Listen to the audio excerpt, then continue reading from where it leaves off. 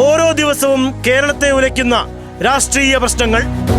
അവിടെ ഡീലല്ല, ഇവിടെ ഡീലാണ്. പേരെടുത്ത് പറഞ്ഞ ഒരു സ്ഥലമാണ് ഏറ്റുമാനൂർ.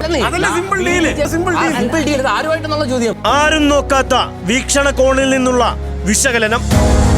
തിരുവനന്തപുരം നെക്കിലേക്ക് വന്നൊരു സീറ്റായിട്ട് അതിനെ മാറ്റിയെടുക്കാൻ രാജീവ് ചന്ദ്രശേഖർ കഴിയും. ഏത് സ്ഥാനാർത്ഥി വന്നാലും LDFന്റെ സ്ഥാനാർത്ഥിക്ക് വേണ്ടി വോട്ട് ചെയ്യുന്ന പൊളിറ്റിക്കൽ വോട്ട് അവിടെ ഉണ്ട്. മാത്തൂർ കുറെ നാളായിട്ട് LDF വളരെ പ്രശ്നങ്ങൾ അനുഭവിക്കുന്ന ഒരു പഞ്ചായത്തായി മാറി. മേജർ രവി ഏതാണ്ട് കളത്തിച്ചെന്ന് ഇറങ്ങിക്കഴിഞ്ഞു. നമ്മൾ കൊടുക്കേണ്ട ഒരു ബഹുമാനം പോലും അന്യമാക്കുകയാണ് അദ്ദേഹം തന്നെ. അനുഭവ സമ്പത്തിന്റെ ആഴമേറിയ വർത്തമാനം. ഏറ്റവും അവഗണന നേരിട്ട രണ്ട് നേതാക്കൾ, ഒന്ന് രമേശ് ചെന്നിത്തലയും ഒന്ന് കെ സുധാകരനുമാണെന്ന്. സുധാകരൻ പറയുന്നത് എന്ത് വന്നാലും ഞാൻ മത്സരിക്കും. കെ സുധാകരന് വലിയ താല്പര്യമൊന്നുമില്ല, പക്ഷെ അദ്ദേഹത്തിന് കൂടെ നിൽക്കുന്ന ആളുകൾക്ക് വലിയ താല്പര്യമുണ്ട് മൂപ്പരെ MLA കാണാൻ. ഹൈലി പൊളിറ്റിക്കൽ ഫൈറ്റ് നടക്കുന്ന സ്ഥലത്തേക്ക് രമേശ് പിഷാരടിയാണോ വേണ്ടതെന്നൊരു ചോദ്യം. മണിയാശാനാണ് ഇപ്പോൾ അവിടെ മുന്നിൽ നിൽക്കുന്നത്. അതാണ്